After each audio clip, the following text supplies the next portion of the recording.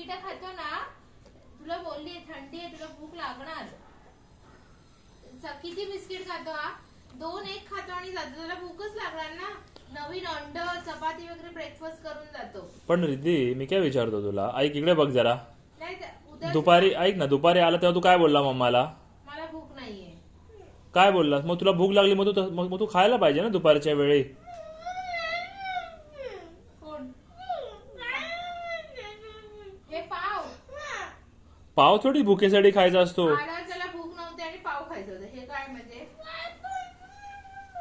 तुला मम्माने जेवण दिलेलं सोनू. जेवणाची भूक नव्हती.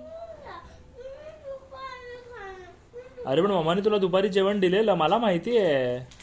तू बोलला नको आहे नको आहे, तरी तुला मम्माने दिलं.